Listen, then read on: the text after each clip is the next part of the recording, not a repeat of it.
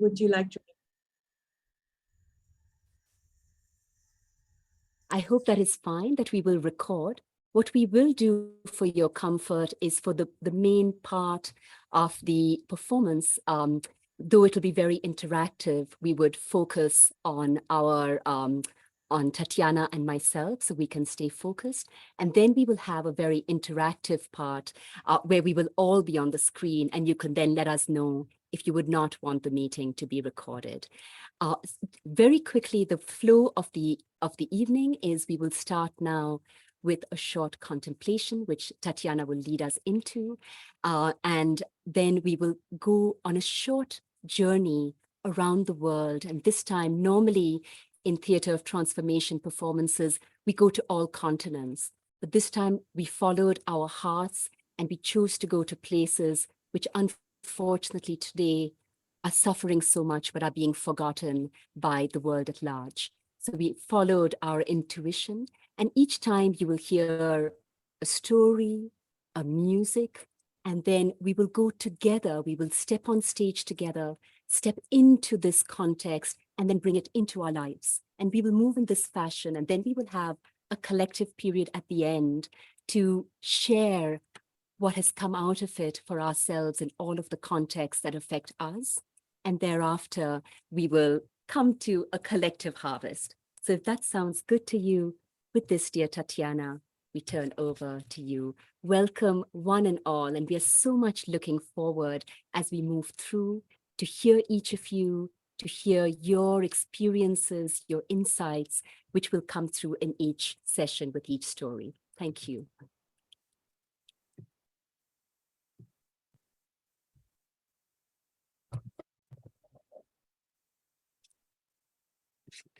Tatiana, we are not yet hearing you, dear. Can you hear me now? Yes. Oh, yes. Okay. So welcome, everyone. It's such a joy to see you and be here with all of you. And I'm going to lead us into a little meditation on the piano right now. And as I do so, just inviting everyone to imagine in their hearts those places in the world that are suffering injustice, and just send your prayers and your love and your healing there as we begin this journey.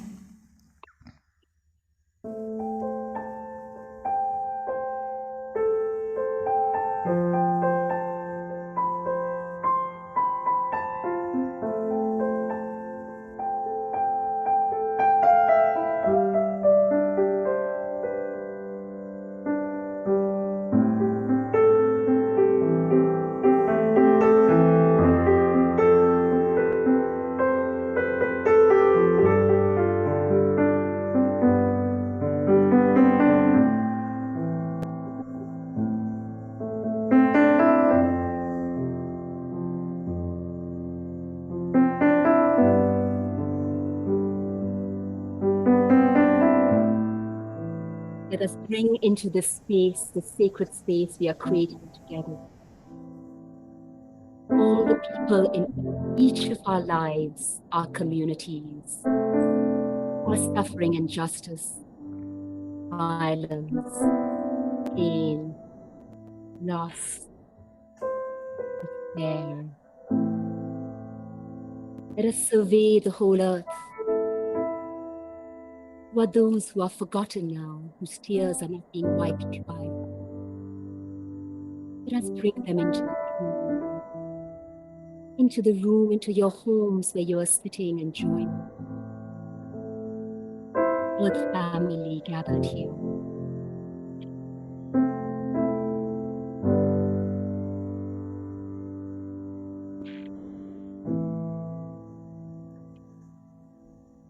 And so let us embark on this process together. Keep them with you. The countries, the contexts, the individual communities are requiring transformative justice and a new future.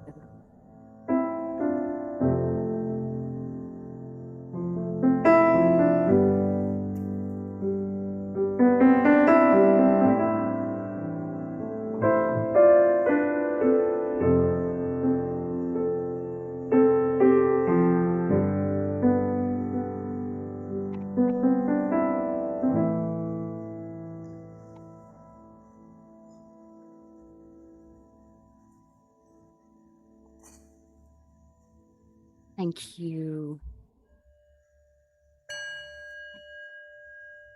Thank you, dear Tatiana. Thank you all. We light this candle to symbolize the presence of all those you have brought into the space with us. And now we begin our journey. And we start with a country which has just collapsed after so many crises into utter disrepair. Sri Lanka.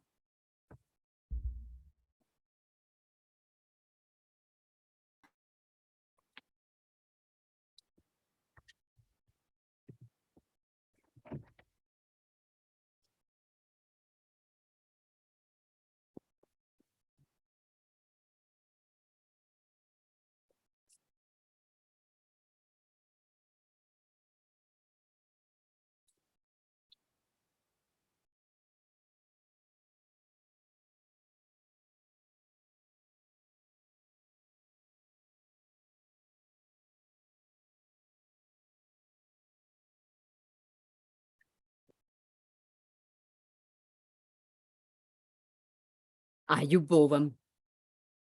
So good to see all of you. So good to know you are all concerned about Sri Lanka. My name is Bradman Veerakun. I am now 92 years old. As you can tell from my name, Bradman, I was born in a Christian family. But by good fortune, I married Damayanti, a Buddhist. And seeing the love and compassion, the loving kindness with which she greeted every person who passed our threshold, made me a practicing Buddhist as well.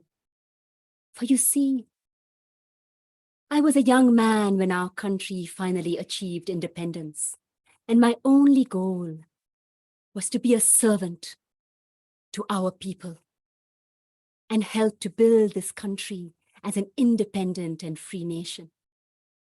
So I became a civil servant. Nowadays, civil servants do not want to remember that their title is servant. We are here to be servants to our people. They think that becoming a civil servant is to lord over their people and to manipulate them and take bribes. Ah, no. I was fortunate in those early days of my youth and of our marriage. I was posted to remote areas around the country to live and see how our people were struggling and making a new life in an independent land. I was particularly fortunate to be based in Jaffna, the Tamil region, and there I could get to know the Tamil people. They are such a good people, so devoted to our beautiful country, such a rich history and culture. When I returned to the capital, there were many excellent people that I hired to come and work with me in the Prime Minister's and President's office, because I have the dubious honor, you could say, of having served as a senior advisor and chef de cabinet to 7 presidents and prime ministers. Do not ask me how I survived that with my integrity intact. There were times when I had to resign and step aside because I simply could not agree with the head of state. My humanity and my values mattered more to me. And in such cases, I had to seek refuge abroad. But each time, even after retirement, I would be called back by my prime minister or president with a request.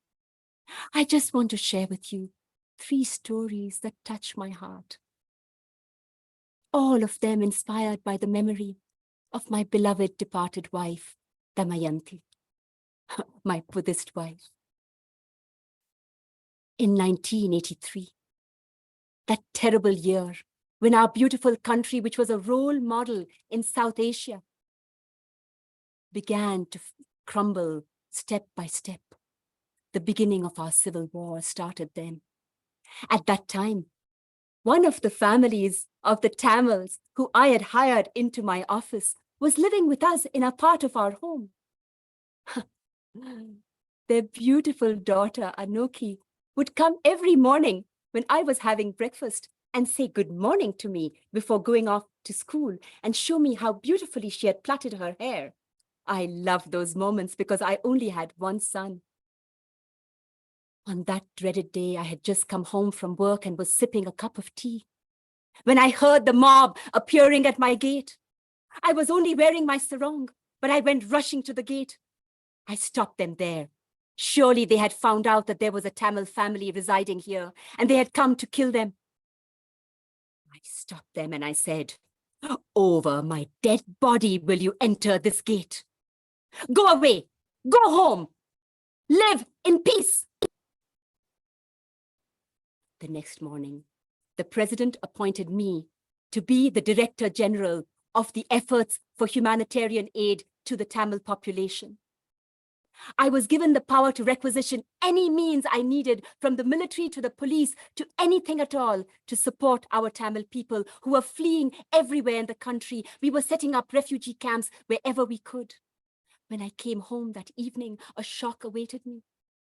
My beloved Tamil family, who had lived with us as one family, had escaped in the day because they were afraid for our lives. They had disappeared into one of those refugee camps. I set out to scout out every refugee camp to find them. And when I finally found them, I said, "Why did you leave your home? Our home is your home. You will be safe with us." They said, "No, but you will not be safe if we live there." Can you believe that our country had come to this state? For their family and for several others who were in danger, I helped them find safe passage to leave their beloved homes, our beloved home country, and go into exile. That is why, even when I was in retirement, when my president called me back to say, "Bradman, will you be the chief negotiator when the peace process started?" I said, "Oh, yes, I will." I worked so hard for the peace negotiations. But the one thing that I did, I invited the chief negotiator of the Tamil Tigers, the so-called terrorists, to come home for Sunday lunch. Here, even my wife Damayanti put her foot down. She said, "Brad, I have supported you in all your craziness, but how can you invite a Tamil tiger leader to come to our home in the middle of Colombo? What will our neighbors feel? They will be terrified." I held her in my arms and said, "Dami, you are the one who have taught me loving kindness. If I do not win the trust of the chief negotiator of the Tamils, if I do not show him that I trust him by bringing him into my own home on Sunday, how will we bring peace to our country? How will we settle all the scores of injustice that have been done on both sides?" She agreed, and she welcomed him with such grace. And what a beautiful afternoon we had, and what a strong foundation we laid for the peace process, which went ahead so well until it was destroyed by a government that did not want peace. So imagine when I was 85, and in the brief period we had for reconciliation, when the new president invited me again to say, "Will you be the head of the repatriation effort to bring back the refugees from the Tamil refugees to our country?" I said yes, and I would go with my cane and greet them as they came back from long years of refuge. I would say, "Welcome home," and I would accompany them to their new homes and give them packages of compensation to start a new life.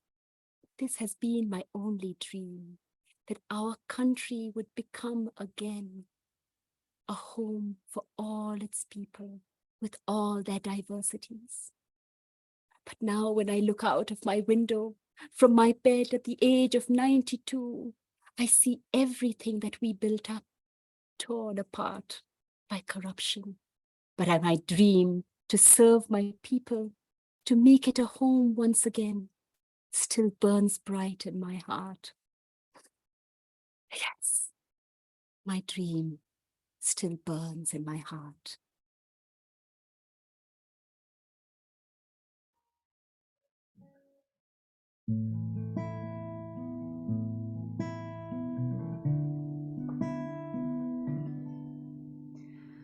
We are home. We belong to this earth and to each other, part of the great web of life.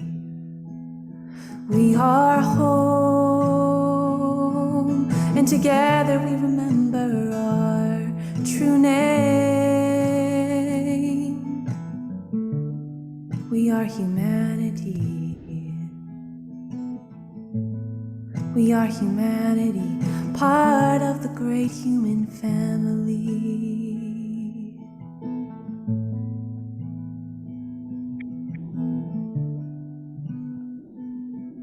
So Bradman Veerakoon was recognized Engineers International Network as a hero for humanity on his 90th birthday. Let us take a moment, and Bradman was the chair of the board of the organization that I served as executive director in Sri Lanka. One of the rare government officials who had been an untiring supporter of civil society. So let us take a moment, step out and step into Sri Lanka. Let us step into the skin of ailing, aging Bradman Veerakoon.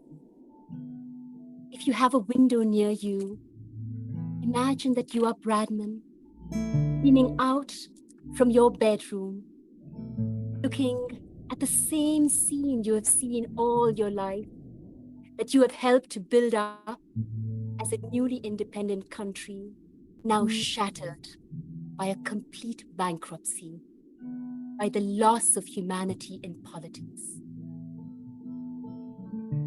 And in this moment of disruption, think that it is not just Sri Lanka.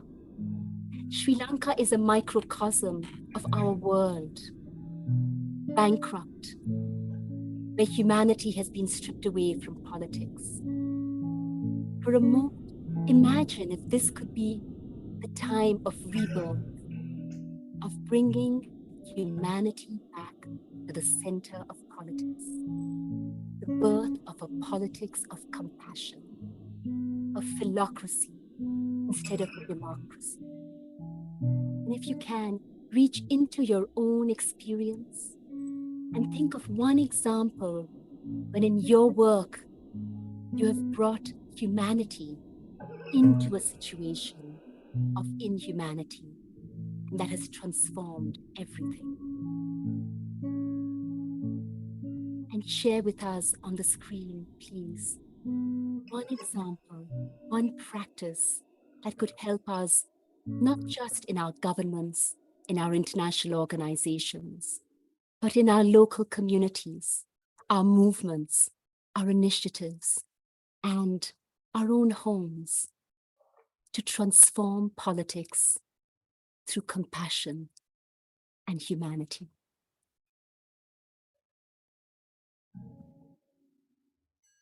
And we would be so grateful if you could put just a word into the chat of a practice of kindling humanity in the midst of politics.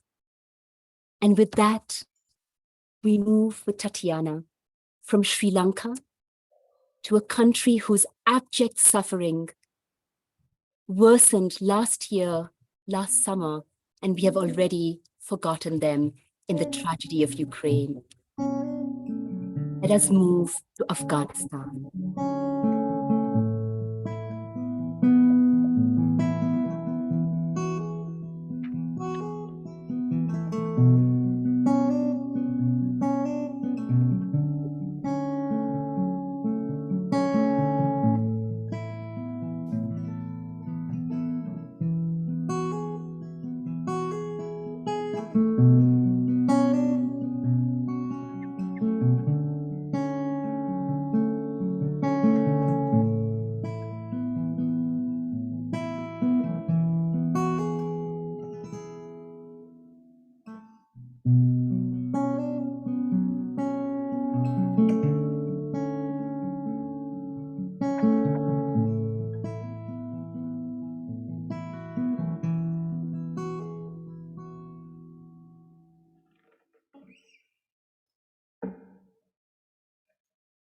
My name is Munira Yusufzada. My father was a Hazara. My mother was a Pashtun. But I am only an Afghan and a human being. My father was a Mujahideen. He fought for the freedom of our people from the Soviet occupation. For this reason, our lives were very dangerous. We had to escape as refugees to Iran. But it was very difficult for Afghans to live as refugees in Iran. My father was killed being a Mujahideen, fighting for our freedom. My mother took care of us all by herself. I still remember those days when I would have to work sewing carpets to help my brothers and I to go to school. But I loved education. I saw that many Afghan girls were no longer being sent by their parents to school. So I decided when I was in high school, I will start a school for girls from Afghanistan. I went from home to speak to the parents, and I said, explain to them why is education so important. And they sent their girls to my school. My school became so big that the government of Iran recognized it. They even gave me an essay prize for an essay I wrote about Afghan girls. I love writing. My heart is the heart of an artist, and art is my great pleasure. My art was spurred by the inspiration of my mother, who would tell us children stories about the beauty of Afghanistan, the history of Afghanistan, the monuments of Afghanistan, the great leaders, the culture, the poetry of Rumi of Afghanistan. So I dreamt of returning to our country. And so when the Taliban were removed from our country, we went back to the beautiful country of Afghanistan. But when I reached, I looked around and I asked my mother, is this Afghanistan? This rubble, this ruin, there is nothing left. How can it be the beautiful country you talked to me about? For 2 years, I did not know what to do with myself. I was like in a black hole, lost. Until I found my purpose. I told myself, Munira, you came back to this country to help to build peace. You came to help to create a different future for the children of Afghanistan. Get up. You must do something. And so I decided to follow my heart. First, art, and second, ethics. I started an organization for women artists. For the first time, we women, poets, singers, dancers, theater, painters could come together and share our art. We could even have art exhibitions together and create an association. That gave me so much pleasure. I would go out into the streets with paper and pencil and color pencils and meet with the street children, who were so many in our country because of the war. And I would ask them, what is your dream? And I would ask them to paint their dream so that their future would be different from that of the Taliban. But my ethics drove me to also join the government. I decided to join the Ministry of Internal Governance. My job was so good. I would go around the country to remote provinces, and I would be invited into the home of ordinary Afghans who in every one of our provinces had suffered so much. I would ask them to tell me what they had suffered and what they dreamed of for the future, and I would carry their messages back to our ministry to shape new policies. Because of my hard work, I was appointed as the first woman to be the deputy governor of Kabul province. It filled my heart wherever I went. The girls would look at me and the women would look at me and they would think, if she can become the deputy governor, so can I. They could see a different future starting for Afghan women. Then I was appointed to become the first woman to be the deputy minister of defense. Yes, never before had a defense minister been a woman. But the more that women rise in our society, the more that the Taliban and the conservative men hate us. So many threats against my life, so many attempts to humiliate and shame me, but I held my head high until last year, when our international friends forgot us, abandoned us. And when the threats were too dangerous, I took my beautiful daughter, Pari, only 16 years old, and we had to flee with just one suitcase, leaving behind so many members of our family. We came to America because it was the only visa I had, with nothing. But you know, the times are very difficult now. Here, for us refugees, and in Afghanistan. But I have not given up. I look into the eyes of my daughter, Pari. I see how she is doing so well in a new school, in a new country as a refugee girl. I see how she is writing letters to the President Biden to ask him to pay attention to Afghanistan and not forget his duty at the age of 16. And I see in her the hope for the future. And I tell you all this. Our daughters will be the future women leaders who will create a world of peace. We will have a world that is a home for everyone again. I look in my daughter's eyes and I know that our future will be better. Tashrakur. Thank you.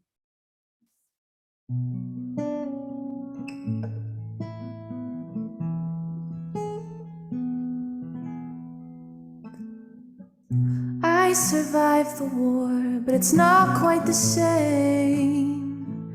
It's not quite the same anymore, but I survived the war. I survived the war, but it's not quite the same. It's not quite the same anymore, but I survived the war. My face isn't what it was anymore. I bear the scars of fighting this war, and my body isn't what it was anymore. But I survived the war. I survived the war. I survived the war, and I will live once more. Yes, I survived the war. Thank you, Tatiana. So, Munira was my student in a course for senior Afghan leaders that I taught in 2008. And her incredible spirit made us stay connected for all these years. And I've been following her in her terrible journey as a second-time refugee with her daughter. And when I asked her if I could share her story today, she said, yes, please, I would be deeply honored. And she shared her dreams for Perry. And in fact, her beautiful testimony is part of this book, Pioneering Pathways, of which Tatiana is also a contributor. And I invite you to get a free copy, which our dear team member, Paulina, will share with you on the screen. So you can hear, you can see Munira's story, and here she shared an image of a shoe covered with blood and mud, which is the only souvenir she has of her brother who was killed in the war, just like her father was. So my dears, let us take one moment to step into the skin of Munira.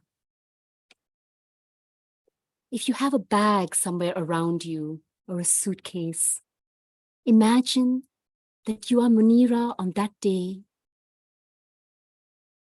where you are packing your suitcase with the minimal belongings for yourself and your daughter,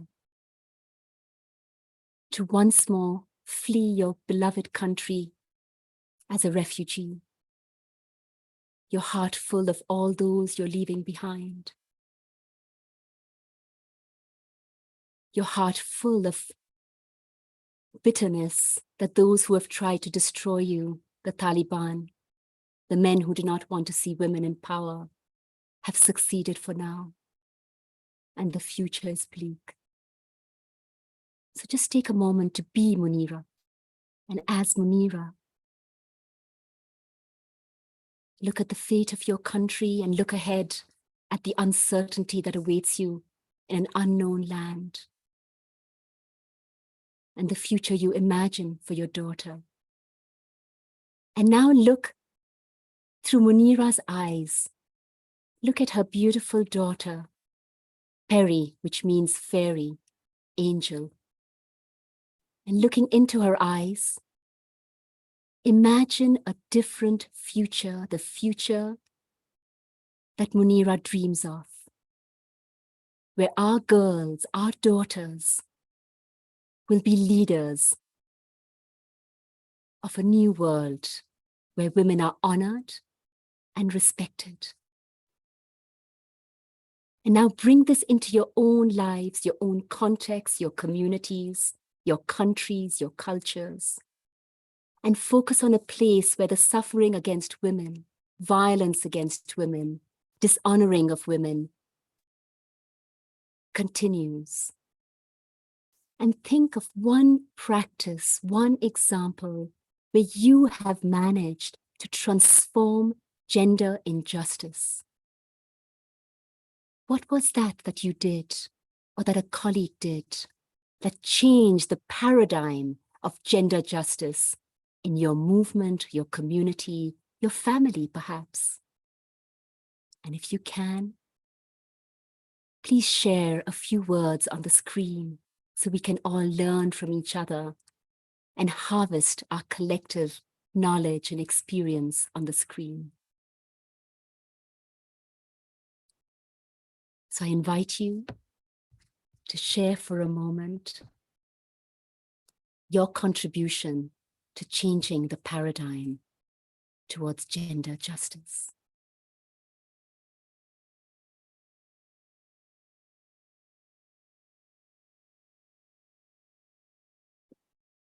And as we do so with Tatiana's music, as you write, we will gently move to a country whose war could have been won, actually without war, whose peaceful revolution could have been won within days or weeks, but is now prolonged into a deadly war for years, to Syria.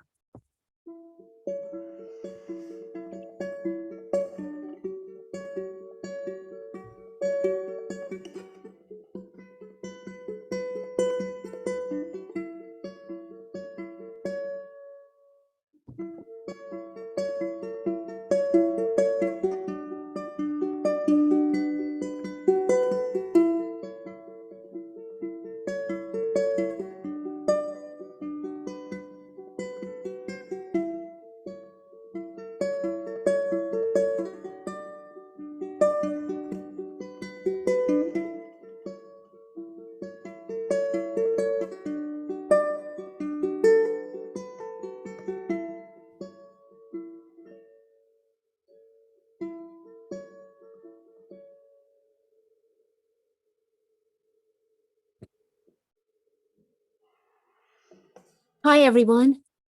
My name is Gardenia.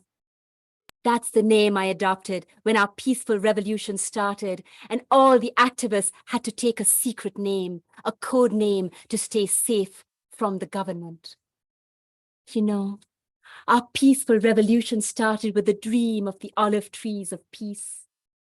We would march in the streets, carrying olive branches, and when the soldiers started shooting at us, we gave them the olive branches and said, "All we want is freedom. Don't you want freedom? Join us." And some did. But the others shot us down. And then, as if shooting us down was not enough, they started throwing barrel bombs at us from above. I remember the day of the first barrel bombing. I was coming home from work when I heard a scream, "Down, on the ground, lie down." I looked around, I looked up, and I heard the sound. We all lay down on the floor, on the streets. The sound was deafening. It went on and on and on. When I got up, I could see nothing, just smoke. I rushed to my home. Our home was one of the first to be bombed. Not even a souvenir to save for the future. But do you think we Syrians just lay back and waited for international help? We started ourselves to help ourselves. Every day we created new civil society organizations to help each other. I became a volunteer in the field hospitals that were helping the injured and the wounded. And then I joined the White Helmets. Do you know the White Helmets? The Syrian Civil Defense. They are the ones that rush in when there is a bombing to save as many people as we can under the bombs. And between the bombings, we build bridges, we repair the waterworks, we do whatever we can. But my favorite civil society organization is the one I want to tell you about. It is called Olive Branch, a symbol for our freedom. We realized that what hurt us most in this war was that we never heard children laughing and playing anymore. How could they? Where could they? So one day with 7 of my friends, we decided, what if we brought children together just to play for one afternoon? And then we thought, what if they didn't just play and paint? What if they planted seeds? What if they planted olive saplings to symbolize peace and freedom? And that's what we did one afternoon. And hearing the children laugh and play, seeing them feel the earth in their hands, seeing them know that what they planted would bear fruit one day. We said this cannot be just one day. We decided to create an association, and new olive branch associations sprang up everywhere. My own life became too dangerous after I was arrested, and so I had to become a refugee myself. But Olive Branch continues, like the White Helmets continues, and everywhere children, refugee children, are planting fruits, seeds, olive trees, so they can know that in the midst of destruction, creation also can exist. Because you know, we Syrians do not only weep when human lives are destroyed. We have been weeping when our monuments, our culture is destroyed, and we have wept when each olive tree, which has stood witness to us for 3,000 years, is destroyed. We want ecological justice as much as we want political justice, as much as we want social justice. Our motto is, when you save one human life, it is as if you have saved all humanity. And humanity is not just human beings. It is humans in unity with all life. Thank you.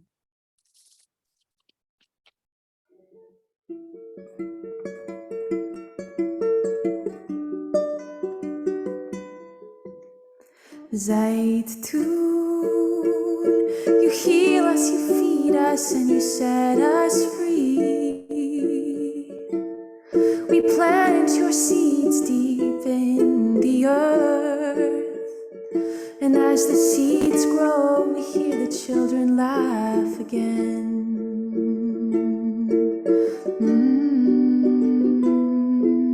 Zaitun, from the ashes of our destruction, we rise again, like olive trees reaching to the sky. Underneath their shade, we hear the children laugh again. Ooh la la la la la la la. From the ashes comes new life. Ooh la la la la la la la. From the seeds we will thrive. Ooh la la la la la la la. We hear the children laugh again.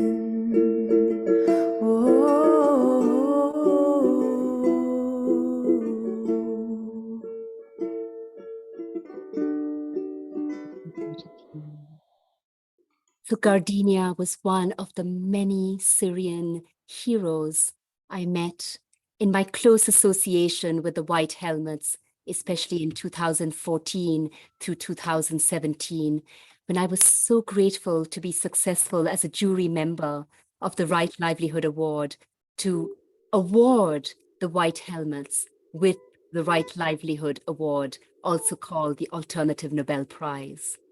And today I was in touch with both Farouk, the first one of the founders of the White Helmets, to whom I said we would be sharing their story today, and he sends his warmest regards. And to Noor, another founding member of the White Helmets, who, having lived earlier in Ukraine, is now serving as a humanitarian in Ukraine. He said he would be trying to join us. He's now in transit in Lisbon, but he sent his warmest regards to us. So let us take a moment to put on, if we have something white, imagine a white helmet on our heads. If you have a plant somewhere near you, maybe you just touch a leaf, touch the earth. Yes, thank you, Nilima. That is beautiful. And just feel how we are moving beyond the Anthropocene. We are embracing ecological justice. Through our children, through each of us, we are reconnecting. Each seed we plant in the midst of conflict, we are creating ecological justice. We are creating a world where we reconnect as human beings with Mother Earth. We're creating a world that is safe not just for humanity, but for every living being, every insect, every life form. Let us share this dream, the children of Syria, and imagine as they planted their seeds, what were the dreams they were sowing and planting? And now bring this into your own life. Imagine planting a seed. What would be the seed of ecological justice you would wish to plant as we hit a crisis point of ecological injustice and planetary crisis? And what is one example, one practice in your own life and work where you have brought a measure of ecological justice, reconnecting human beings with Mother Earth, bringing other life forms into the safety of our work, honoring and preserving them? And if you could, like your beautiful, powerful sharings on gender justice, share with us one example, one experience, one practice that we could all learn from. Do put it on the screen as we move the seed of ecological justice, of a rehumanized political justice, of gender justice, to our last story, which is in my home country, India.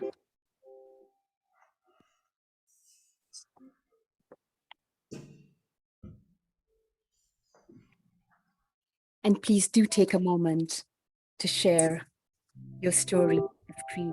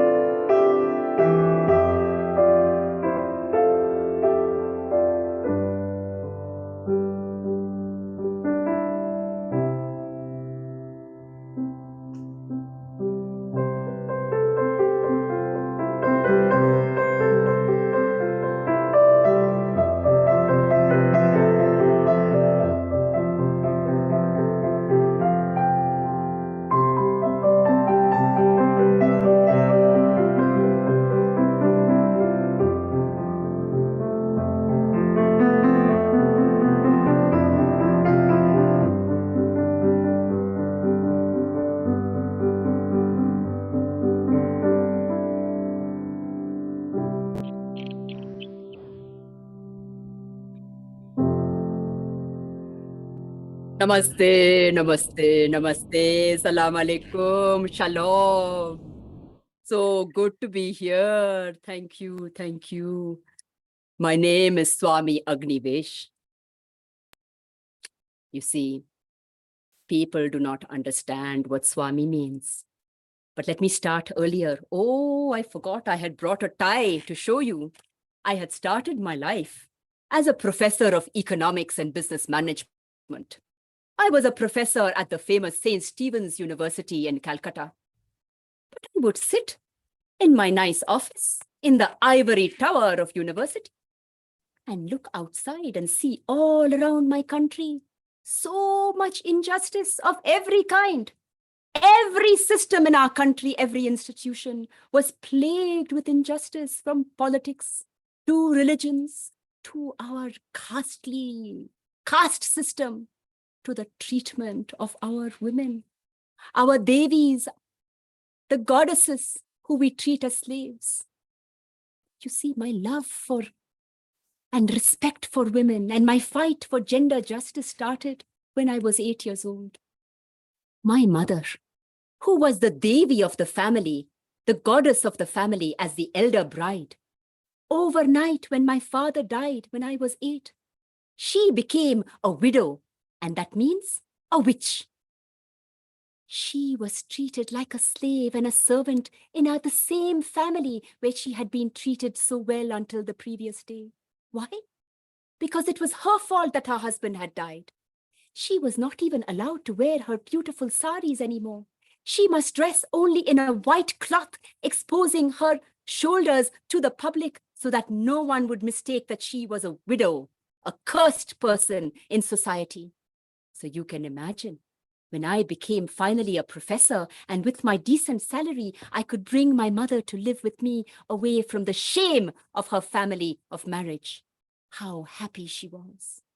So you can imagine her shock when one day I took off my tie and my jacket and I said, "Mother, I have decided to renounce not just my job, but my name, my caste, for we were Brahmins, and my identity.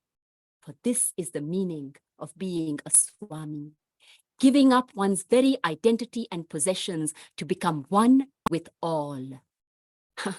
People think because India is full of Swamis and everyone is wearing a saffron robe and chanting mantras that is the purpose of being a Swami. No, my purpose was to fight for systemic justice in my country. Every kind of justice. Can I sit and fight sitting inside an office? No, I cannot be in a university. I must be in the streets with the people. I started off in the most difficult place with the bonded laborers, actually the slaves of India. Slavery has been abolished in the world, but do you think it has disappeared from our societies? Far from it. Hundreds of thousands of people are spending from generation to generation.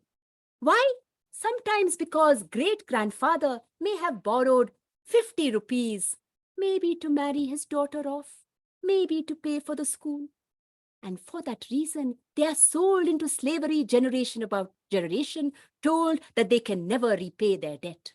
I mobilized these people. I said, "Do not be helpless. We can fight for freedom." Oh, the police came and the rich businessmen came and they shot at us. They put us in prison. I have been to prison more times than I can count. Prison is a very good place, like Mandela and Gandhi found. I found that prison is where you learn so much. But we won the freedom of the bonded labor, and we adopted by the government and the legislature the first legislation freeing bonded labor and abolishing bonded labor. And from that, we proceeded to abolish child labor in India. But I can tell you, it has continued till today. How many delegations come escaping from slavery and come and find me and say, "Swamiji, come and help us.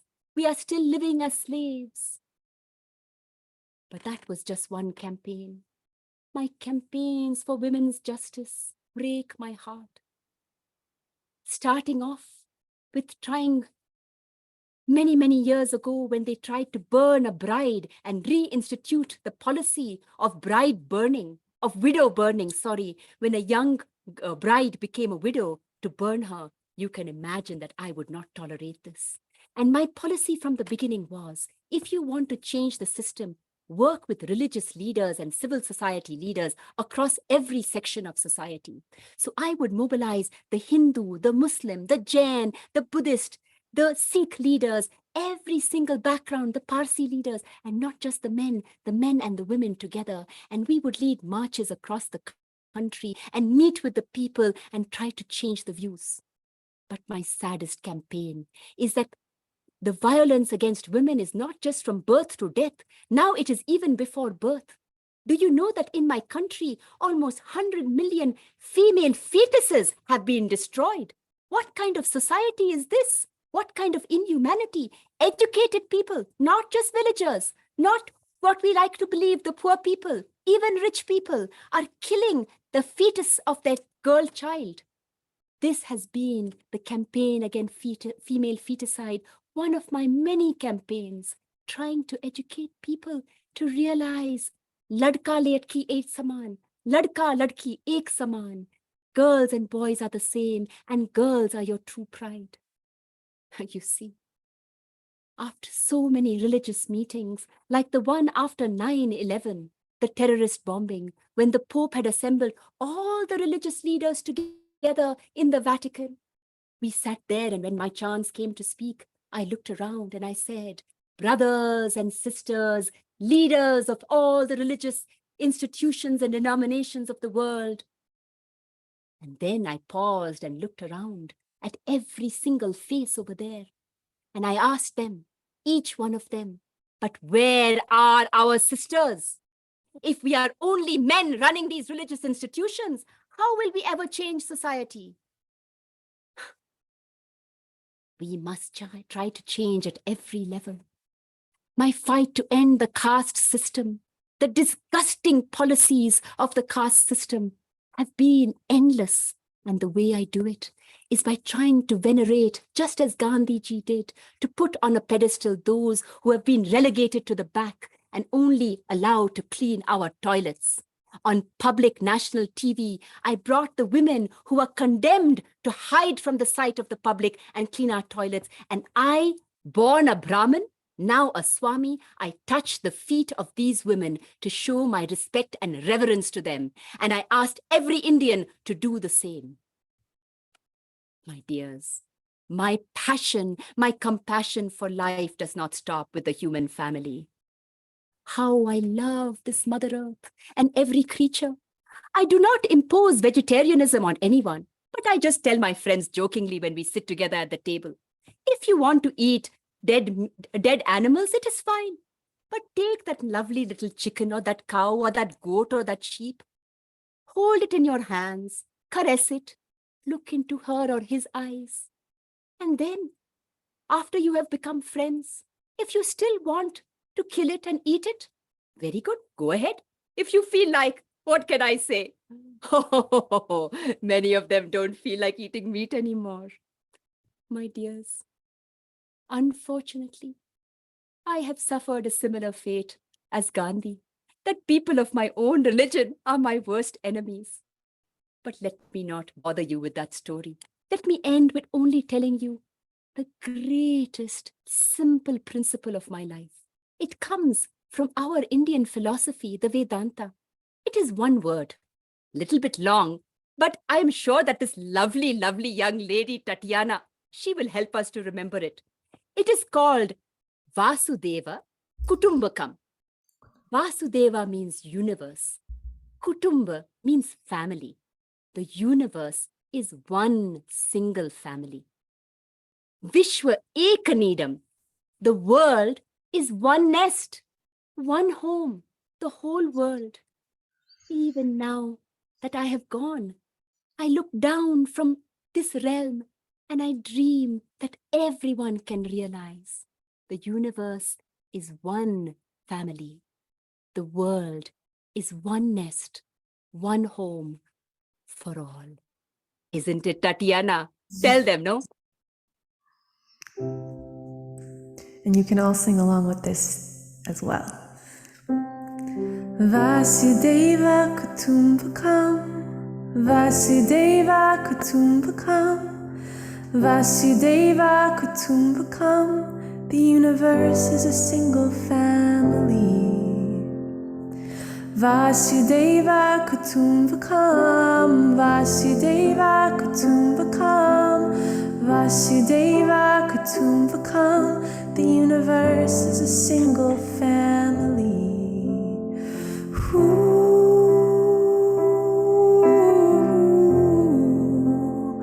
I can hear the one heart beating. I can feel the one life breathing.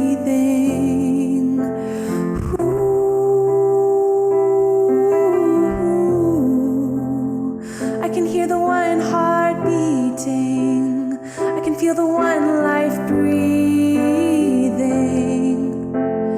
Vasudeva Kutumbakam, Vasudeva Kutumbakam, Vasudeva Kutumbakam. The universe is a single family. And we could unmute if you want to keep singing that a few more times. Come back to that, Tatiana, in a moment. What do you think? Okay. We just need a moment. What we would love to do is Swami Agnivesh was also nominated literally the day before his death by the Visionaries International Network as a hero of humanity.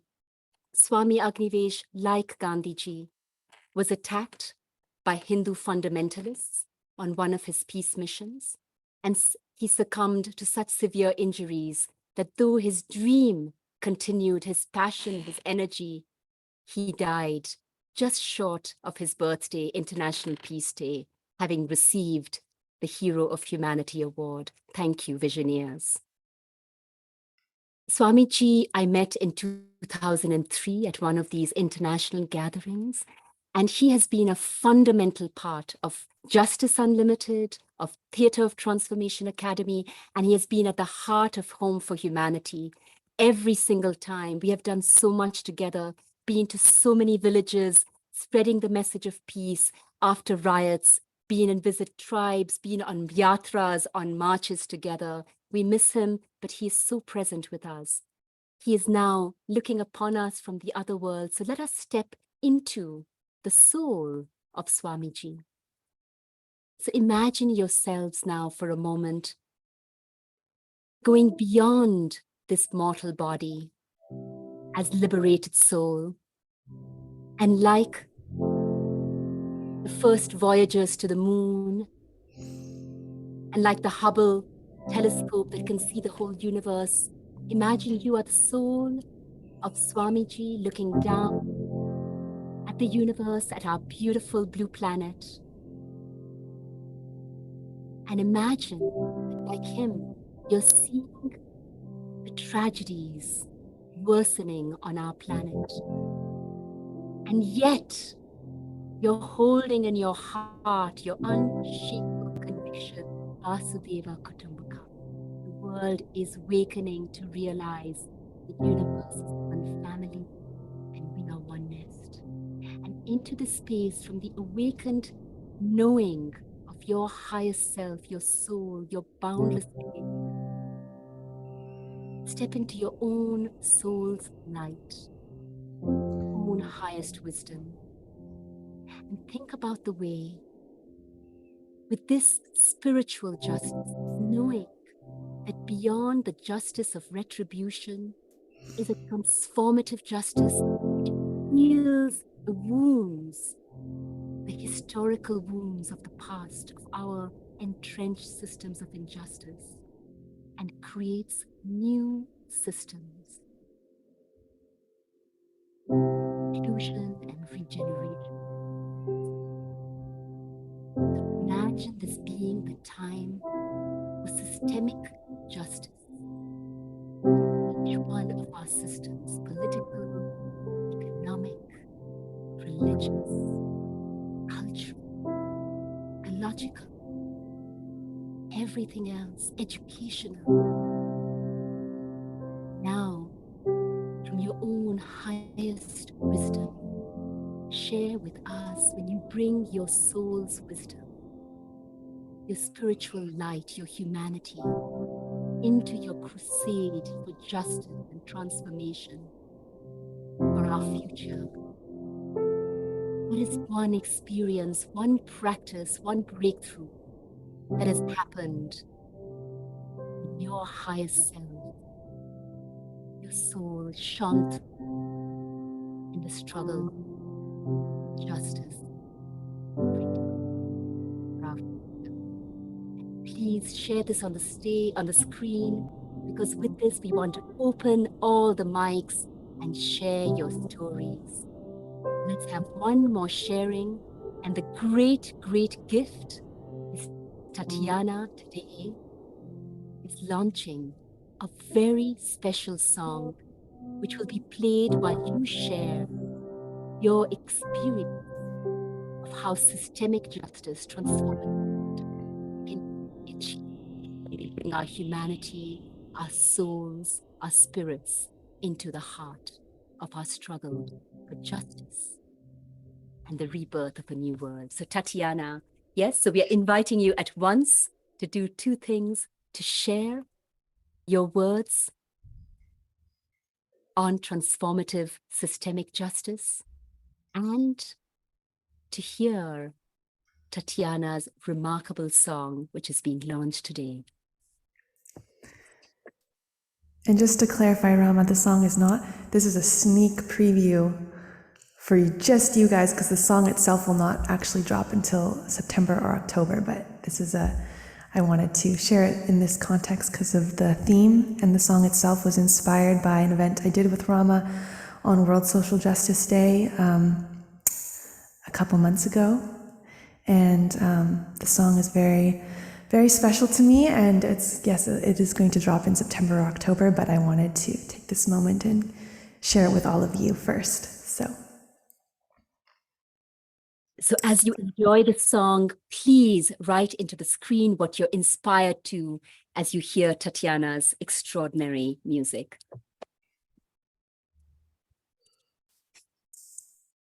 Is Polina going to share it, or should I share? Oh, there we go.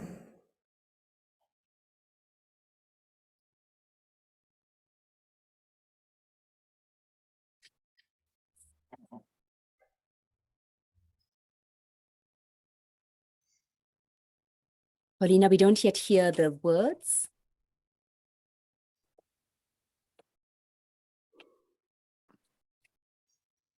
All right.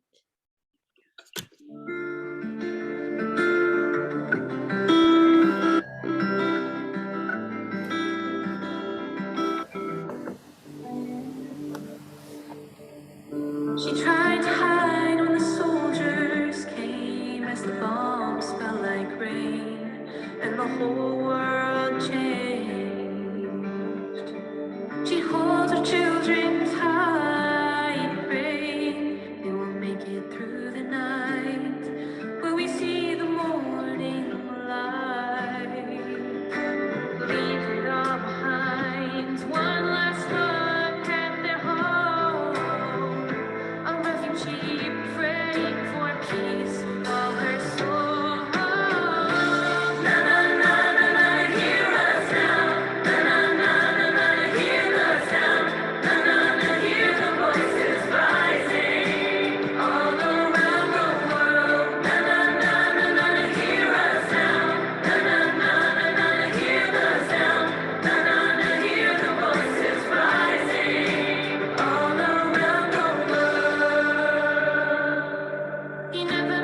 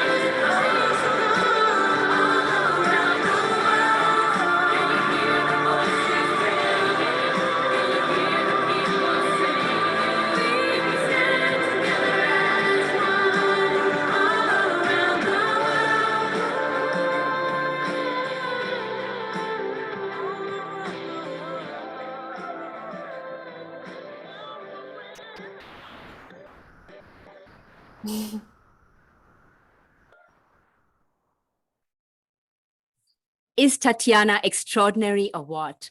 I want to pay a special tribute to our youth because Tatiana has been suffering from a terrible throat, and yet that was the reason why her songs were a bit short, but she managed to pull off this extraordinary feat.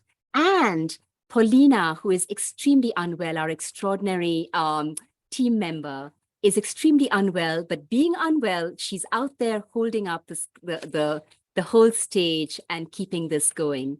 We have a beautiful 15 minutes to really harvest the jewels of your experiences, your practices, your breakthroughs. And we want to conclude that sharing with hearing both Desmond and Jerry from the Visioneers, the founders of the Visioneers, as well as Nalima. So we will come to you at the end when we've heard the others in this room.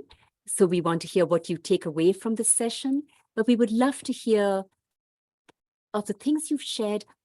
Basically now in this closing circle, what is your key takeaway? What would be one way that you would want to bring the spirit of transformative justice that is future building and not just healing the very necessary healing of the past that is far beyond retribution or punishment?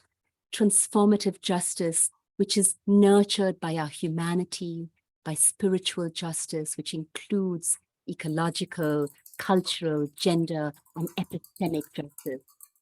So we would love to hear what you do around, since we are a small group, to hear something from everyone. Just come in and start sharing. Just maybe raise your hands or wave, and you can just unmute yourselves. Gordon, would you like to begin? And please do introduce yourselves. So this can be a time of those who don't yet know each other, discovering each other. Well, Rama, I'm so touched by what you and Tatiana have done here, and you're showing us the very process of transformation, which is what the creativity of our hearts in response to what we see, but what is actually possible. So it's that imagination, the creativity of our hearts, moved by what we see in front of us that is unjust, that is disconnected, and then what we see as our real possibility. And that's the power, to clarify our wills by that vision of what's possible. So anyway, thank you both. This was so beautiful. Should we go to Marina? I could see you nodding as Gordon was speaking.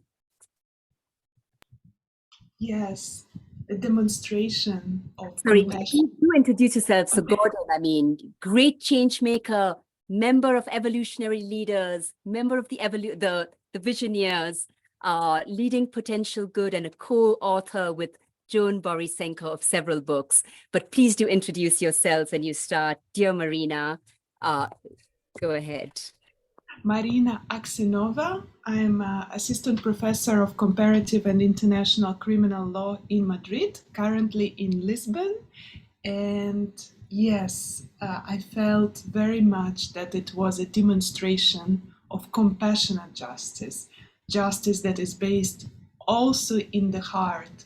The mind is very important tool, but it's a tool. And what I feel and what I felt today was an opening of the heart, and it is continuous.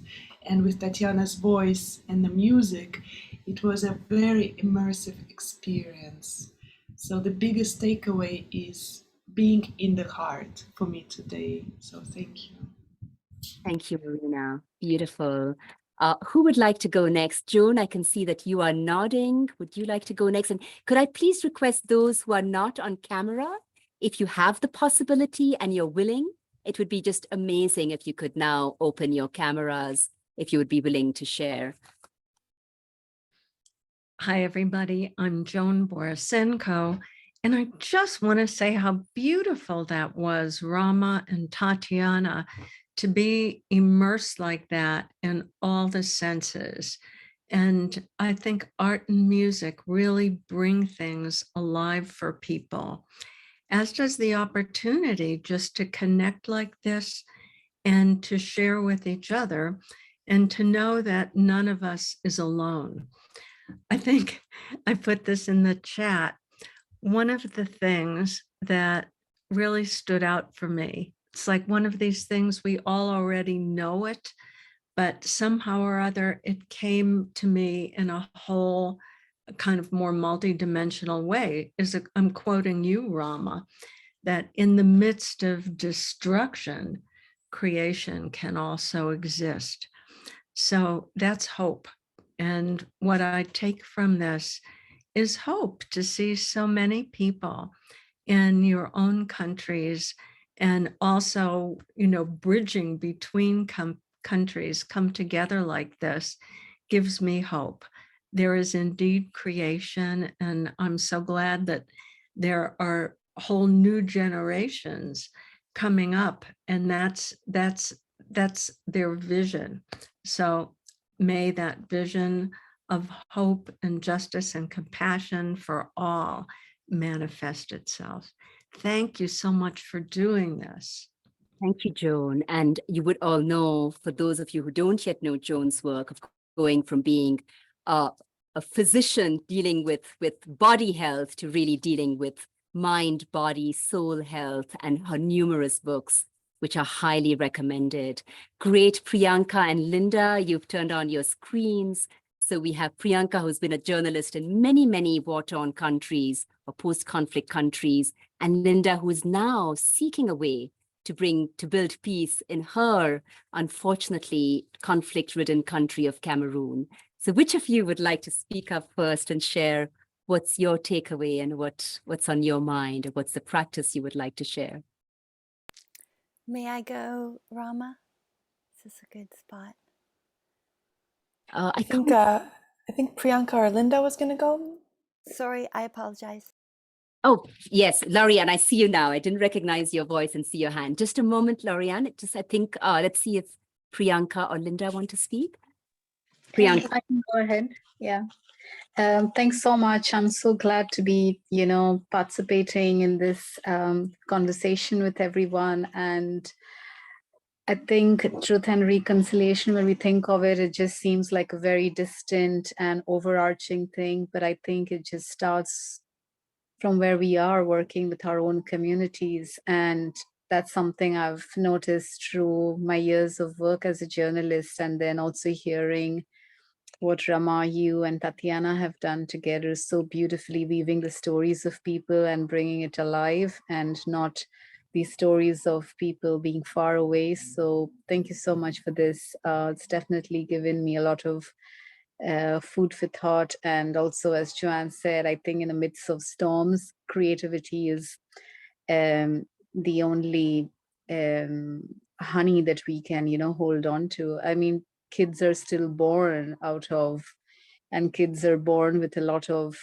they're given names of hope, even in war-torn places. So, and there's no option but to love them when they're born. So I guess that's also for us in non-war spaces to really look into the spaces where we inhabit and how we can practice that. So I'm just glad to be part of this conversation, and just I'm still soaking in your amazing performance, Rama, and Tatiana's brilliant, soft, soothing music.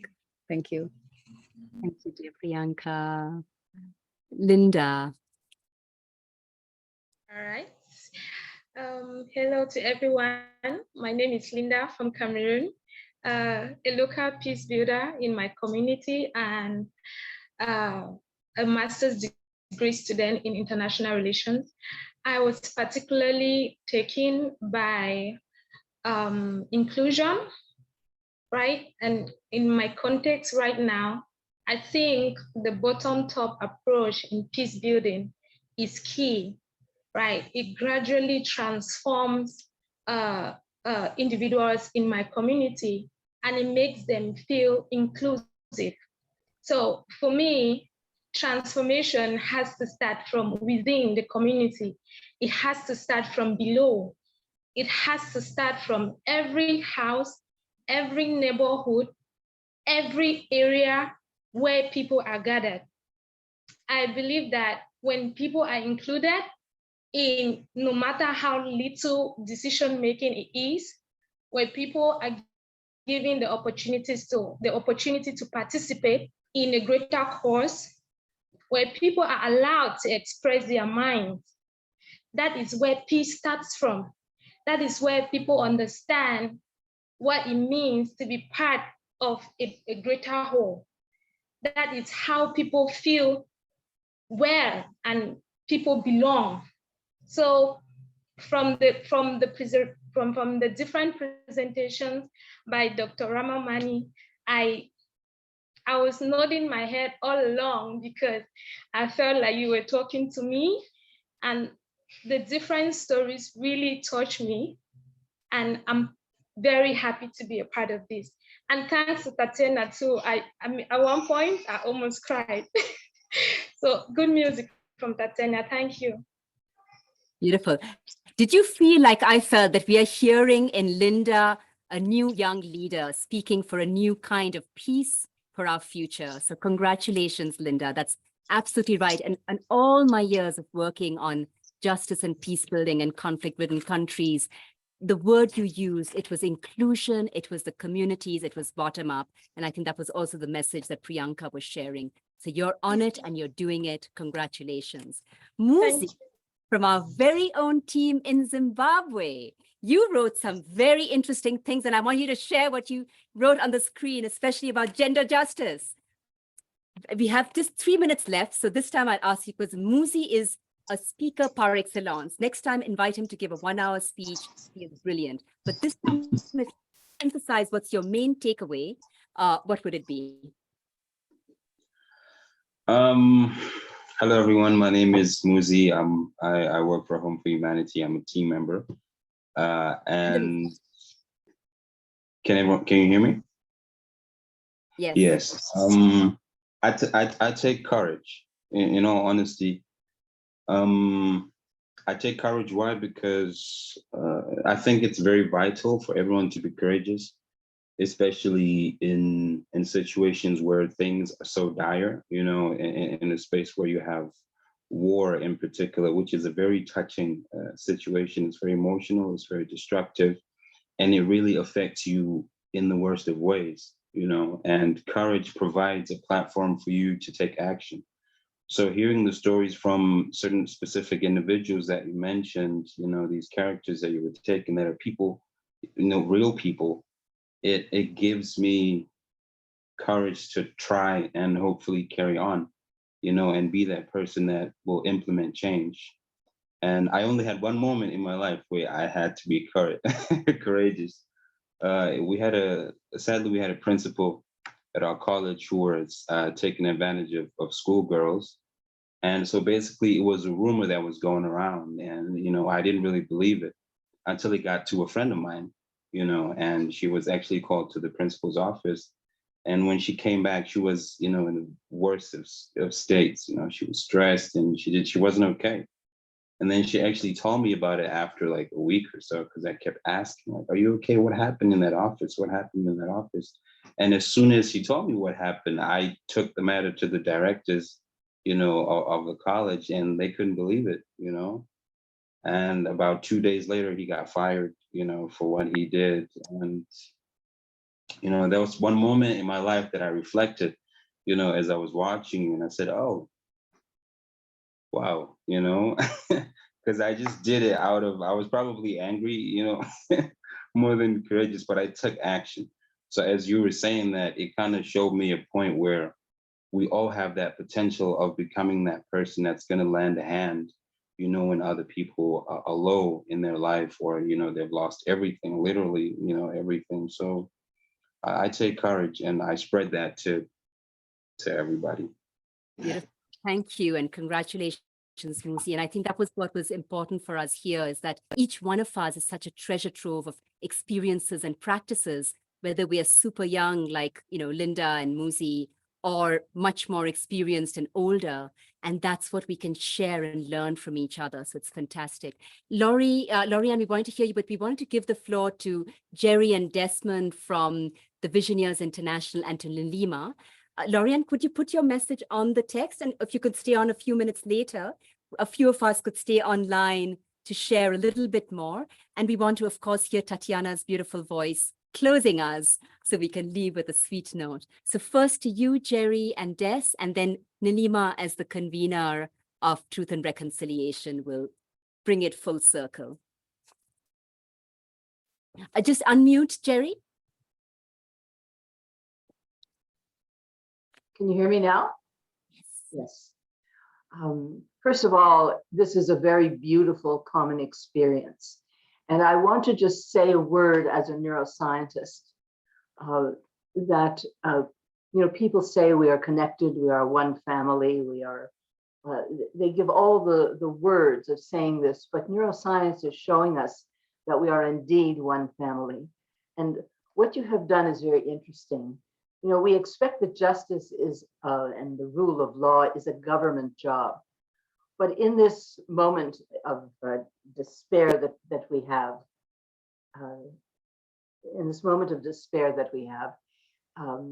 it is the human law that is absolutely displayed. And Linda, by saying she was having tears, of course, tears is our expression of what is happening when we listen to action against injustice. What it does is it opens the heart space, and the neurons that are now found in the heart and in the gut begin to act, and they open our heart space to something new and different. And what the Visioneers are all about here is taking actions like the ones that the last gentleman spoke about, and celebrating and honoring that and putting it forward. And I just want to say one more thing. We noticed that Cyril Ritchie is on this call and hopefully listening. He's the president of the Non-Governmental Organizations of the United Nations. And I think that what's going to happen in the future in this moment is existential moment of danger for our species.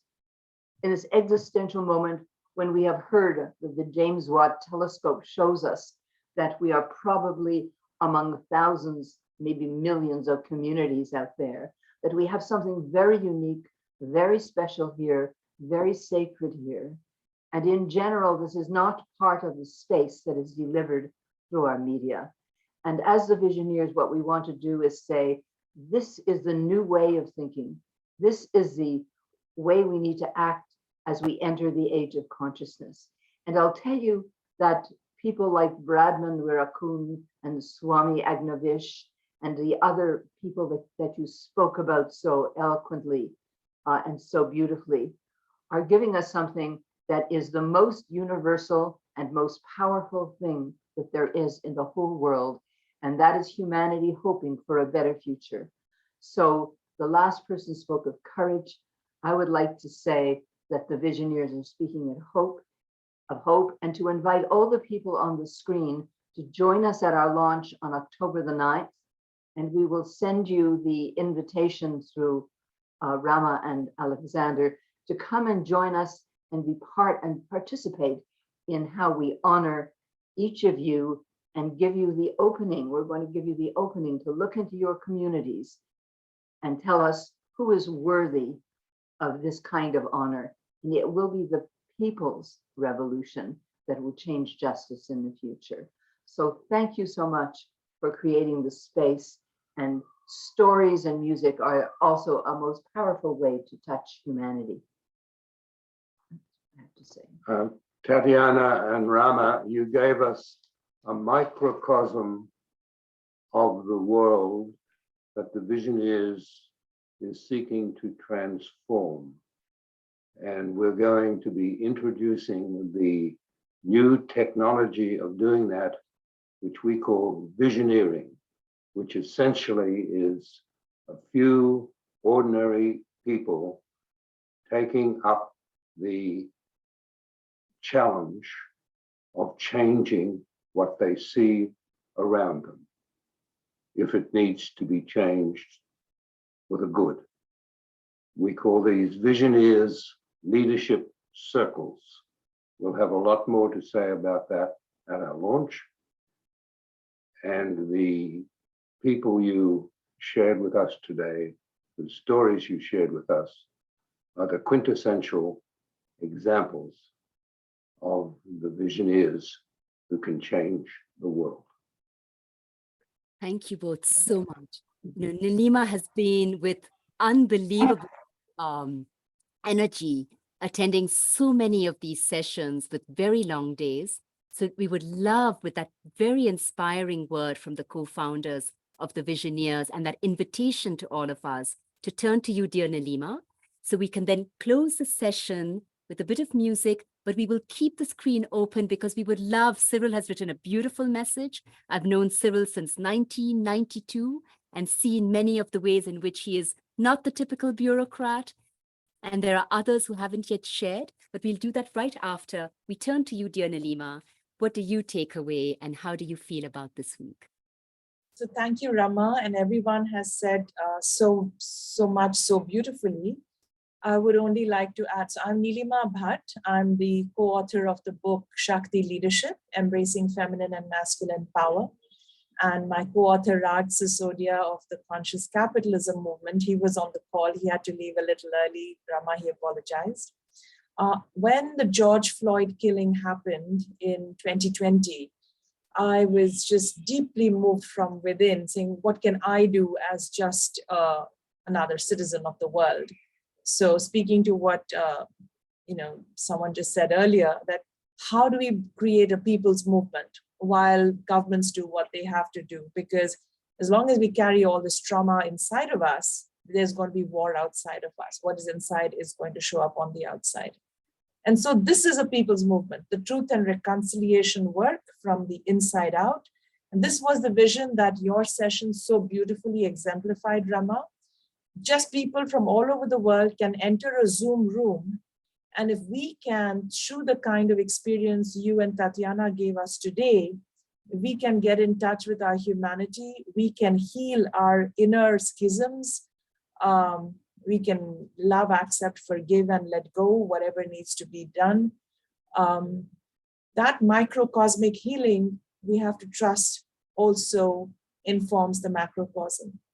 What happened here today, we have to trust, has also healed the universal unconscious in some way. So that's all I want to say, and thank you so much. This movement began 3 years ago.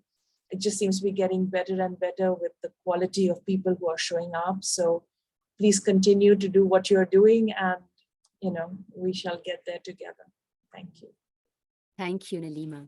You know what we wanted to do to close, because we want to end with Tatiana's voice and all our voices ringing in our ears, is to ask all of you what is, actually you've already done it.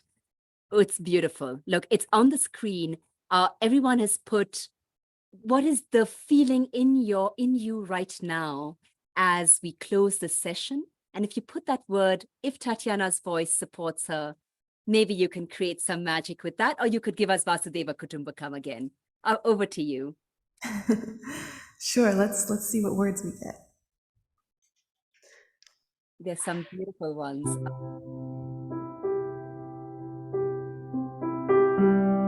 Put your last word that you liked. Lines. And my side, as Home for Humanity, I just want to say how thrilled I am. We were a small group, but we were the world. We were the Earth family.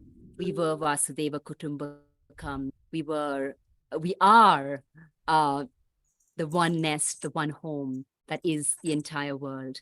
And I feel very grateful, together with Alexander, who is right here, but wanting to leave the space to us, that we can be part, do on this journey with every one of you. And I want to give a special thanks again to Paulina for her support on this call, despite her illness, and to all of our team and everyone with us. Tatiana. We are the world, the one as the one home, a single human family of warmth, of love, of unity. We take refuge in the heart, our shared and sacred home, and sing the one love together now. We could sing it all together now. Vasudeva Kutumbakam, Vasudeva Kutumbakam. What's that, Rama? Unmute everyone if you want Yes, to. everyone unmute.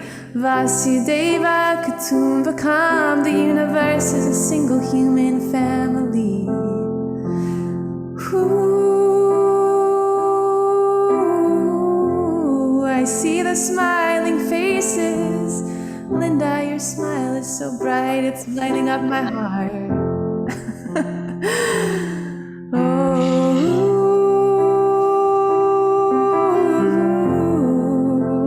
All around the world we gather to share our humanity. That's the change we want to see.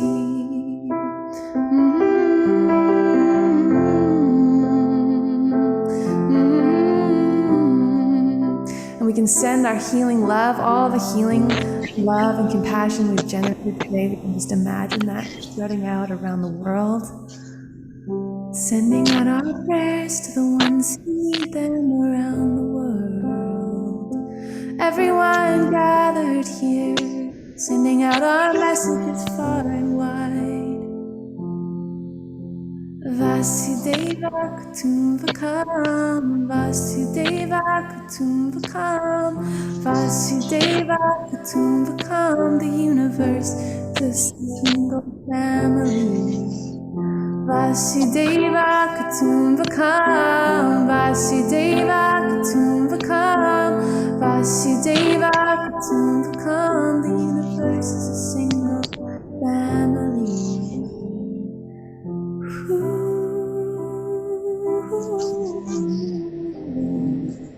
I feel the one heart beating. I feel the one light breathing.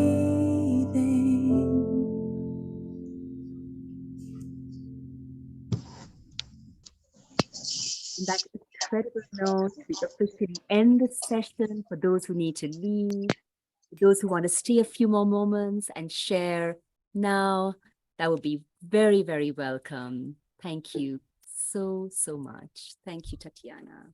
Thank you to each one of you for all you shared. We will be saving the chat as well, and we will, with your permission, share it with all of those who were registered, who were present on this call, so we can continue to reap the wisdom that each one of you shared. Thank you. So I think Cyril shared a bit, but he disappeared. Ashok, Anna, you are here. And Marita, I remember you from our last session. It would be wonderful if you wanted to share anything. And Lorianne, we have to start with you, Lorianne. I'm so sorry I couldn't give you the floor because I was concerned about Nilima and Jerry, Nilima having to move on to the next session. You still have one more coming up. Yes. So lovely that you could stay with us. So Lorianne first. Thank you, Rama. Thank you. I did post in the chat my comments, but I'll speak into the space, mostly to just express so much my gratitude for the work you're doing and offering. It's profound. Well, first of all, introducing myself. My name is Lorianne Speed. I'm Tatiana's mom. So proud today, of course. I'm a Vancouver-based pianist, composer, recording and performing artist. And I just can't say enough about the impact of your presentation today, Rama and Tatiana. I was so touched. I wept with you, and it just reinforced this tremendous power sharing stories has for us as individuals in this drip by drip, drop by drop unification, person by person, that we can feel connected.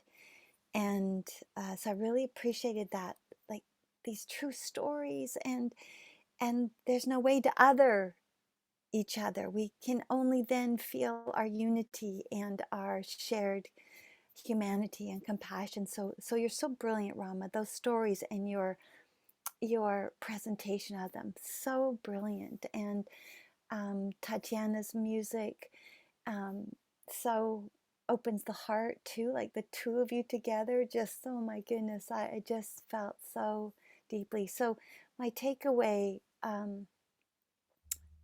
is just, again, being reminded as an artist of the power of art and creativity, power to transform, to connect, to like with our intention. I mean, I'm an instrumentalist, and yet in each note can come this vibration of love that still opens the heart. And once the heart opens, we can then join with others. And so I feel just proud to be an artist, and really touched by the energy here, and everyone who's come together and coming out of isolation. And I love seeing the visionaries here. Hello to the visionaries. I'm so proud in this moment to be actually in activism, in action with you all, even just by our presence here, just by committing our time and our love and our shared prayer for humanity, and in being here together. So I yield the mic back to you, Rama. Thank you so much for the opportunity to speak. I appreciate you, appreciate you all. Thank you. Wonderful. Jerry, if you don't mind, I just want to make sure that others who've stayed on get a chance to speak, but I'll come back to you at the end for the last word. So anyone from Marita's home would like to speak? Maybe I'll go next, Rama. Oh, please do, Ashokana. Yes. So Yes. go ahead. I was participating in the chat all along. There is no single word to describe the emotions that were evoked as your combination of your music and your performance. You really took us into each one of those places, and the music was signified total unity, peace. How can we achieve peace and justice? You opened our eyes to what is happening, and I can only say that every story, every enaction was truly inspiring, and I'm so fortunate that I had a chance to at least learn a little bit about everything. You brought our mind back to what's going on, and it couldn't have been done in any better way. And I really applaud you both for the effort, and your team for the effort. It was brilliant. Thank you. Thank you. Much love, Ashokana. So happy that you're here. Thank you. Thank you. We move back to Canada, up from Georgia.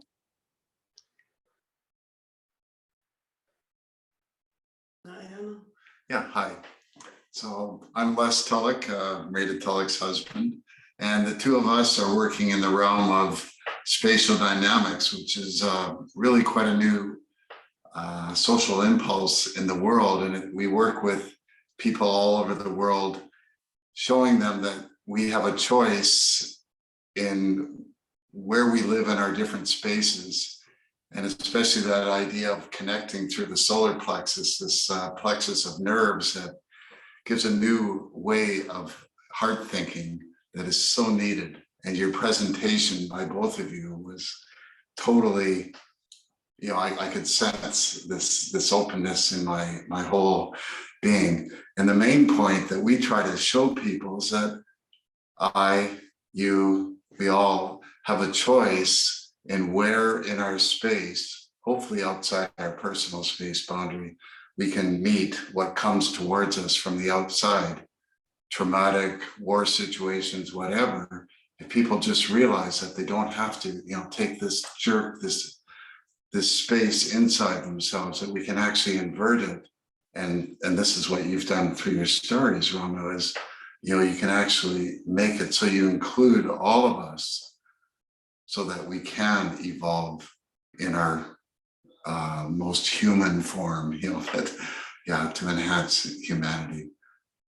And I love working with Tia. We're actually right in the middle of doing a 10-day training right now, so we're taking a little break. So thank you so much for sharing this. Tia only told me last night, so I'm glad this is our lunch break, so it worked out perfectly. Thank you, Tia. Thank you, Rama. Thank you so much. I can't say any more else because everything is already said, how what I experienced, what I felt. So thank you out of my deepest feeling.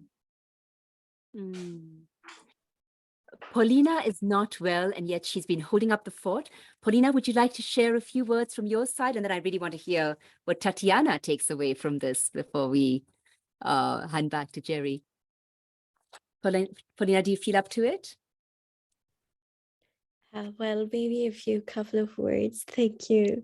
It was a blessing to be here today, though not feeling so well physically. It definitely made a difference to my heart. And I'm very happy to have experienced this space. And Rama, you know how deeply you bringing these stories to life touched my heart, and how deeply they resonate with me, and how much they make me feel that there is hope for transformation, for true embodied transformation in each and everybody's lives. We can hear it so powerfully coming to life in such desperate, devastating situations, but they can truly be made into vehicles to bring about transformation for individuals and also for the collective. And it's truly an honor to connect in this spirit and to come together to celebrate that as a collective. So thank you for having me today, and thank you for making me smile this evening. So I might be sick, but my heart is smiling very deeply. Thank you. Paulina was also the coordinator of this remarkable book, which we pray will grow into an earth book, where not just the 88 people who've contributed so far from 43 countries, aged 7 to 92, but every single earth citizen will be able to write their page with their vision and pathway for the future, including the young ones like Muzi and Tatiana, who are already in the book, but Linda, we hope you'll be in the next one. And so thank you for sharing that as well with everyone, Paulina. So I see that Jay Prakash is on the line. I know you joined a bit late. I don't know if you want to jump in and say something, and if not, I turn back to Tatiana. Prakashana, are you there? Anything you want to say, or would you like to keep it quiet this time, since I know you joined a bit late? So back to you then, Tatiana. What was your takeaway? Well, this has just been so special, and just working with you, Rama, has been like a dream, honestly. The stories inspire me so deeply, and every single one of those songs I wrote yesterday. Because I wanted to honor the stories that Rama created. So Rama creates the stories, and then we usually do it at the last minute, and then I write the songs. And it's magical. It just brings out so much more creativity and depth from my own being in this process with Rama, and it touches me so. I mean, I'm weeping as I'm hearing her speak. The stories go so deep, and it's such an honor to bring it into a musical form as well, to just hold the depth of these stories. And I could cry right now. Like it's since the moment I first heard Rama, I mean, her heart and her love, like it just pierces me. And so it's just a gift. It's a gift to be here. I'm so grateful my voice worked, because the entire last 2 weeks I've barely been able to speak, let alone sing. So somehow my voice worked today. So I'm very grateful for that. And just really so grateful to be part of this creative collaboration with Rama and to share it with all of you. So thank you. Your voice worked very well. You sang beautifully. Thank you. It's a miracle, because 2 days ago I still couldn't even talk. So it's actually a miracle. I thank Rama's mother, who was praying for me, and Rama, who was praying for me too. So thank you. And what's beautiful is, I have hundreds of stories I share, and every time that Tatiana and I have performed, I mean, she's just able to, like the hour before we go on stage, she just comes up with this magical song that captures the heart of the individual, the community, the culture, the context, and then brings her own heart into it. So it's such, that is humanity and unity creating the new world. So dear Jerry, we give you the last word. Just unmute, please. Okay, can you hear me now? Yes. Okay, well, first of all, everybody else has expressed the idea of the beauty, the sacredness of what you have done. But we have an extraordinary opportunity in the next 3 months to take this and to make it available to tens of thousands of people. So we first of all invite you to put this recording on our site through our Emporium, which is our incredible library inspired by the ancient library of Alexandria, so that we have a link on our site so that other people can see this.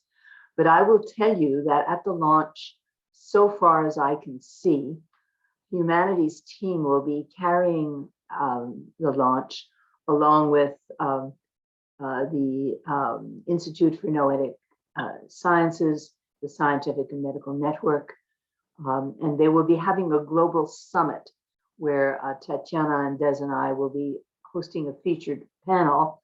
This will be their 13th, and last year they had 500,000 viewers. So we will be sending this into the world, and here's our opportunity to send something like this into the opportunity of a large number of people to experience it. So this is what I wanted to be here today to experience it myself, to see what this is. But we invite you to help us in sending the invitations that we send you to all these incredible people. Because one of the things we noticed is everybody had the same response, whether it's tears or the sense of the beauty or the sacredness of it. And it didn't make any difference whether we were black, white, or green, or old or young. You see, that's what the concept of humanity being one family really expresses. So that's one thing. But the other thing is, if we're going to really make a difference, we have to make alliances with people who are closer to the mainstream, and we need to move into the mainstream. And I saw that one of our people, Cyril Ritchie, was on the call and wanted to talk. So perhaps he'll get into the chat and talk to you. But he is the president of the non-governmental organizations of the United Nations. And I will tell you that in this dark time, when official organizations like the United Nations cannot seem to get their act together and get beyond their national and other kind of prejudices, the non-governmental organizations are out there saving humanity in Syria, in Afghanistan, in Ukraine, the World Health Organization, the Food Bank, all these various 33 agencies and the non-governmental organizations are the people in the UN who are doing the work. And so making alliances in that way that you can do through the Visioneers by just weaving Home for Humanity just seamlessly into our process will give us a much bigger voice. So next time you run a process like this, you will not be able to have a big enough screen to show it. And that is so important. It is so important. And one of the things that is really important here is that we need to honor and celebrate those among us who are showing the way, like you and Alexander, and like Tatiana, and like Cyril Ritchie, because evolution doesn't happen all of a sudden, everybody is evolved. No, it happens by leadership. And let me tell you something about leadership, that it has to do with greatness, with that inner sense of courage that it takes to do what Bradman Raccoon does, when he goes out in his sarong and tells the people to go home. That little piece of example multiplied 1,000,000 times around the world is what is going to change us from saying that we can't do it to saying, yes, we can. And so I would just like to invite everybody on the screen to join us, and we will send you the information that they need to do that, and you send it out to them for us. And we look forward to your contribution once we get going, because we have created these what we call visionary leadership circles, which are going to empower every single person who registers and gets on the launch to do two incredible things. First of all, to have access to the greatest wisdom in the world, because we are going to deliver this kind of wisdom in 10 episodes following, and give them the package of this to use. And we will give them the launch, which will be musical and storytelling and really quite magnificent. But the other thing that is at a university, one of the most powerful and biggest universities in our country, people will be welcomed by the president of the university. You see, there are all these people on the faculty whose voice doesn't show, because the typical way of looking at this is you have to have money, you have to have credentials, you have whatever. But there are people there who are in fact visioneers and visioneering. So by aligning ourselves as we can with these kinds of institutions and searching out the people within these institutions who are willing to join with us, we can take what you have to say and send it out into the world with a different kind of power. And that's what we have to do in order to be on time for the future generations to change the world. So congratulations on what you're doing, and anything that we can do to celebrate and honor this, we will.